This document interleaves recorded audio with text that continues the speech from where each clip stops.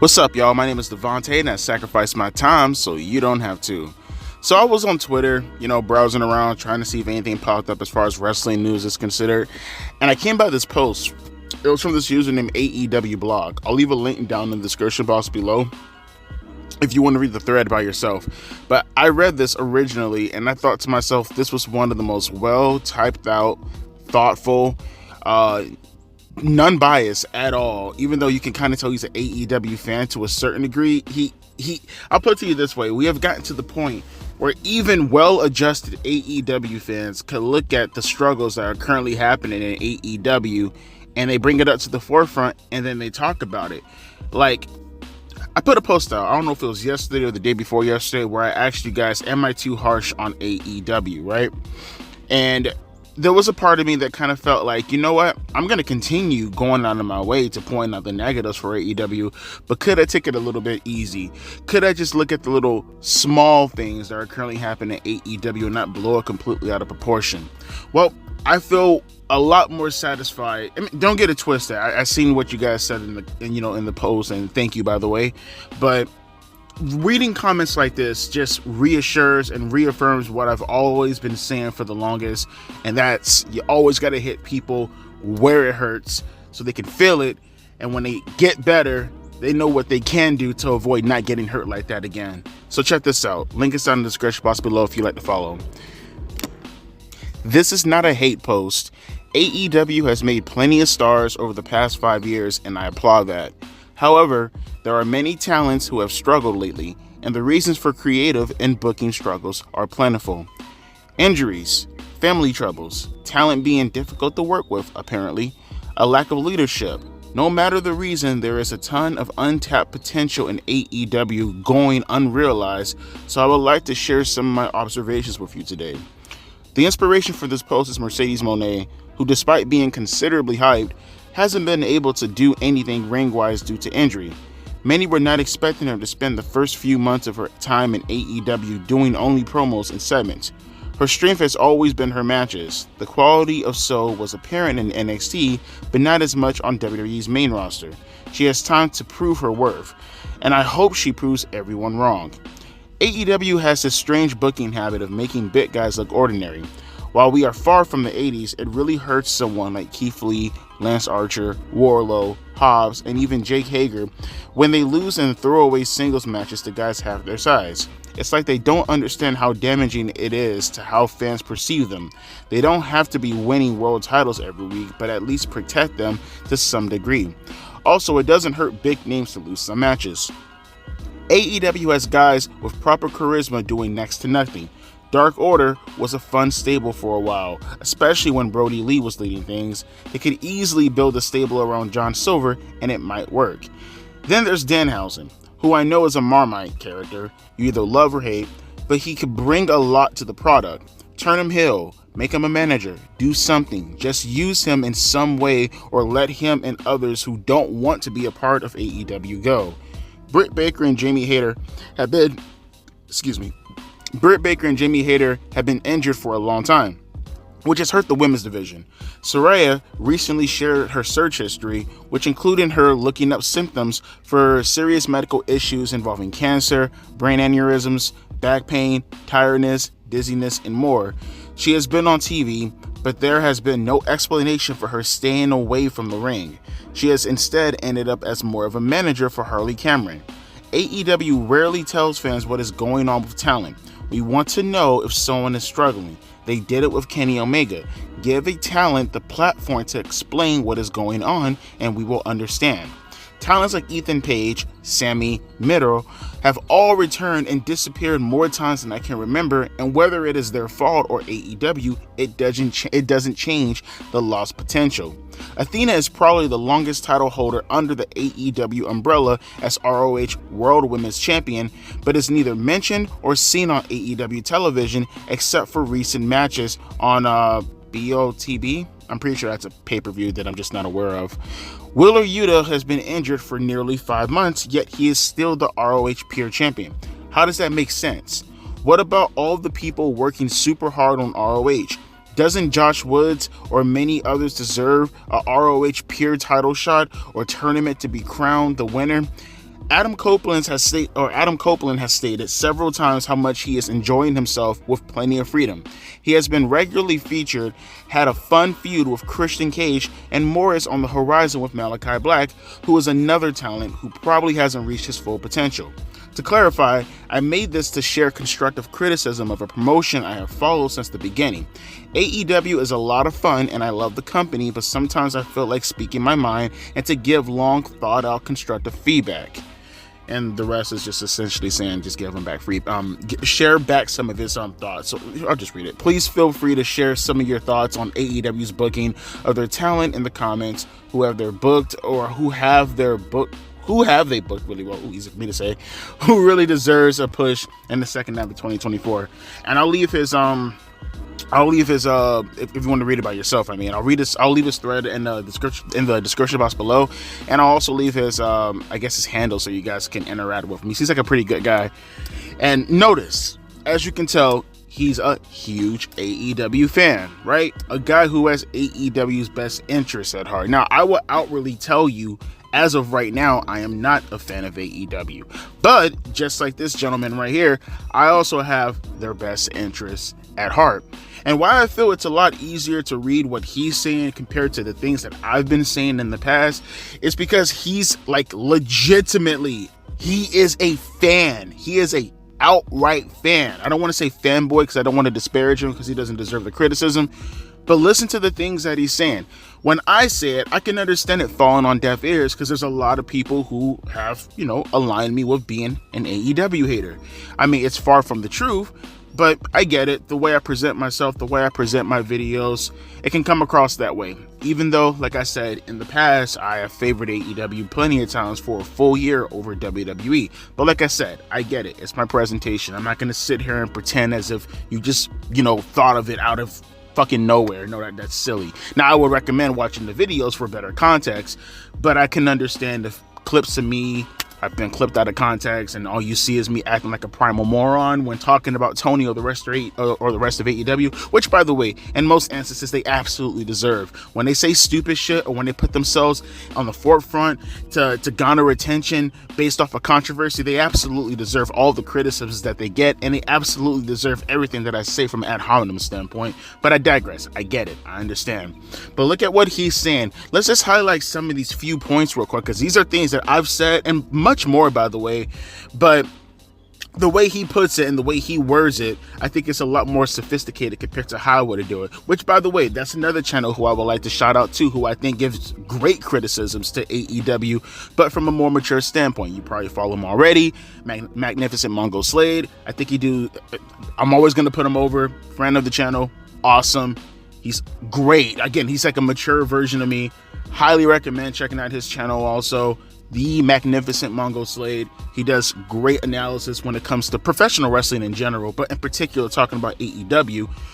Sounds like he would have wrote something like this, to be perfectly honest with you. But look at what he was saying. Look at what this gentleman was saying about Mercedes Mone. Let's break all this down one by one, and then you tell me where I'm wrong when I come with my own criticism versus what this guy is saying, who's an outright AEW fan, right? When he says the inspiration for this post is behind Mercedes Mone because of the injury and her being used with promos and segments and stuff like that, what he's not saying, because I know people are going to probably take that and run with it like, it's Mercedes Mone,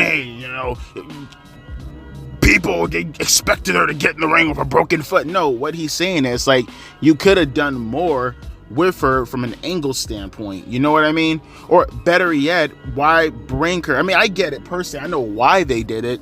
They did it to capitalize on that Boston show. I completely understand, but is it really worth the gimmick? Or better yet, this is just my personal opinion, why did Mercedes Mone necessarily have to debut in Boston? Could you have something like a coming soon, for an example, at the Boston show? That could have been at the end of the show. You could have had something like right at the very, very end of the show. You had like coming soon, Mercedes Mone, and that could have been the vignette you ran, at the Boston show, right? While she's still injured. And then you start building up vignettes, you start building up stuff, you start building her up for like a month or two while you're getting closer and closer and closer to Double or Nothing. And then you debut her at Double or Nothing. To bring her out prior to like, we're talking about like 3 months damn near prior to Double or Nothing, and then to do absolutely nothing with her, but having her cut promos over and over and over and over again. You could have took that same time, built up some vignettes, and presented her maybe like a month or so before the show, and then start building up to it, so at least the anticipation doesn't completely die down. Because now you have a bunch of people who don't even necessarily care about the Mercedes Mone match with Willow, because you killed all of her momentum just having her basically doing nothing and floundering around. I get what he's saying by this. This right here, this other point when it comes to the big guys. How many times have I talked about that as far as the perception of the big guy? You know, Keith Lee, Lance Archer, Wardlow, Hobbs. He points out Jake Hager. I disagree with that. But, you know, his overall point, I completely understand. How many times have we talked about that? I always said that it feels like Tony Khan has like some kind of vendetta when it comes to the big man in professional wrestling.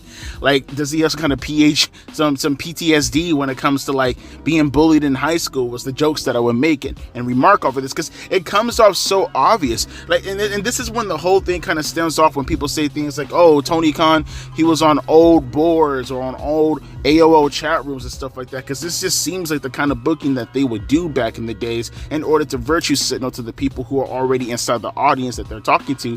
Because stereotypically, most of the times, the smaller guys usually put on really, really good matches, right? So they always kind of feel like, well, I mean, if the small guys are putting on really, really good matches, that means technically they're the ones who are the workhorses, and we have to pander to the workhorses because the workhorses are the little guys, and the little guys never get respect because the big guys get all the attention because of the aesthetic of the big guy. But you can't really say that today with the big guys, because the big guys today wrestle like the little guys back in like the 1990s or the 1980s. You know what I mean? But it feels like, you know, Tony has like this vision. He has a certain interpretation as far as his image for his business, as far as his company is considered, that, I don't know, maybe he just feels like he wants to be the complete opposite of Vince McMahon. I mean, rather than being in love with big sweaty men, he likes to be in love with big, I don't know, small sweaty twinks. I don't know what to tell you. When he talks about the Dark Order and Danhausen, I agree with that point too, believe it or not. What he's alluding to is the same things that I've been alluding to for the longest when it comes to an Orange Cassidy. It's okay to have fun in professional wrestling. He's not saying, he's not even advocating for what people have like this weird thing, booking, I don't know, it's kind of like booking brain. I don't know what you call it. Like, you know, internet brain, it's like booking brain. I don't know. Like whenever you put over like an Orange Cassidy, for an example, they immediately think that you want him to be a world champion or even an international champion, to be perfectly honest with you.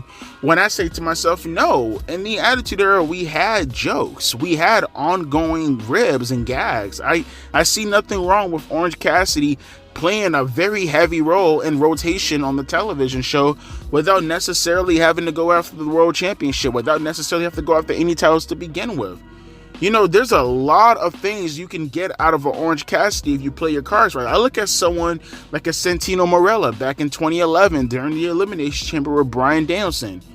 You know, no one is saying that Orange Cassidy has to go out there and he has to win a world championship at all.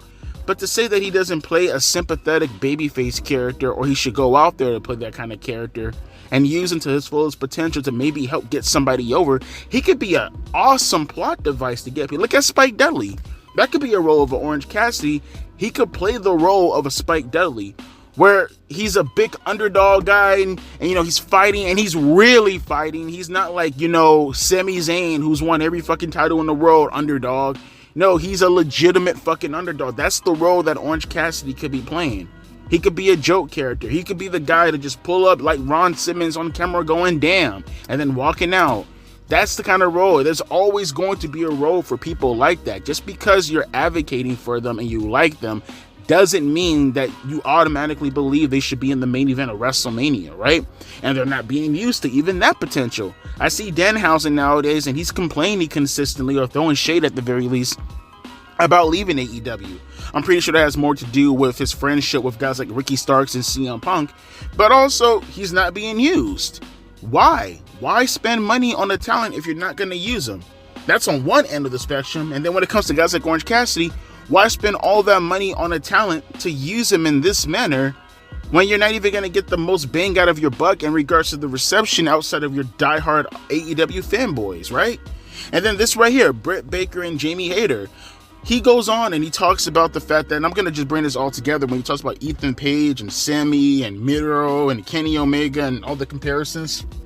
He uses Kenny Omega as a foundation piece to compare to the fact that, hey, you let us know when Kenny was in trouble versus everybody else. And I'm not saying this is what he says, but it kind of feels like he's implying that, okay, well, you're only doing this because Kenny Omega is a big deal versus all these other guys in comparison to Omega aren't big deals. We don't care. We want to know updates on these superstars. But I'll take it a step further and I'll tell you, on top of that, stop hiring so many goddamn people that you're not going to use. You're literally hiring them just to pop a rating, just to pop a number. And all you're really doing in the end of the day is, one, you're taking away from the value when the time actually comes for a bigger superstar to pop up. You're taking away from the value of their stardom or their potential pop because you keep consistently doing this short-sighted way of booking, if you even want to call it, in regards to just bringing up other talents from different promotions and saying to yourself, well, that right there is going to be the draw for the night. Look at Mercedes Mone. Did she even pull in $1 million? I don't even know if she pulled in $1 million. I think correct me if I'm wrong, I think her number was around like the upper echelon of 900,000, right? Or no, I'm sorry, the lower echelon of 900,000. I think it was actually closer to 800,000 if I'm not mistaken, for a Mercedes Mone. Because you keep doing this as a gimmick and you're ruining it. When in reality, all you could have got more out of Mercedes Mone. Honestly, if you would have you wanted her to be on the Boston show so badly, like I said, just run at the very end of the night. Run a vignette, maybe something of her walking down a runway or something like that. I don't care, it doesn't matter. And say, coming soon. And then you show her face to the Boston audience and then they pop, right? And then you build this up. And then a month ago, she could have debuted, and that could have been the segment going into Double or Nothing with her going after Toni Storm. Not Willow, Toni Storm, the women's champion. That's how it's done. But, you know, he has his own particular way of booking. He further goes and talks about the fact that Athena, yeah, that's another person. You know, a person who's on ROH right now, who's arguably one of your strongest champions in your entire company in ROH, right? And look how you're using her when in reality, she should be on the main roster right now. You don't even mention her being in ROH. I forgot that Athena even fucking existed, to be perfectly honest with you, until you bring her up. And I personally haven't seen any of Athena's matches lately, so obviously I have no ball in this fight. But for what I'm hearing from everybody else in the community, she's killing it right now. And the fact that your women's division is lacking in depth as hard as it is right now, you would think that you would want to use someone like Athena currently at the moment. Because think about it, with how Athena's being produced, you could have brought her up to the roster. People know her already. Even your AEW fanboys cannot deny this. People know who Athena is already. You could put her into a position where she could have fought Willow. And Sasha Banks could have fought up against Toni Storm. And trust me, I'm a big fan. Don't get it twisted. I like Serena Deeb. But that's a position that you could have played easily if you knew what the fuck you were doing. But, you know, this is how they book. And then you have Adam, as his last point is Adam Cole, you know, like, talk about how he's enjoying himself and, you know, the feuds with Christian and Malachi Black. But like you said, who's another talent who probably hasn't reached their potential yet? Like, and again, I don't feel like I'm being a bad guy. I don't feel like that I'm saying anything that's so fucked up. I don't feel like that I'm saying anything that's super duper egregious. I'm just saying the things that people are already saying to begin with, right?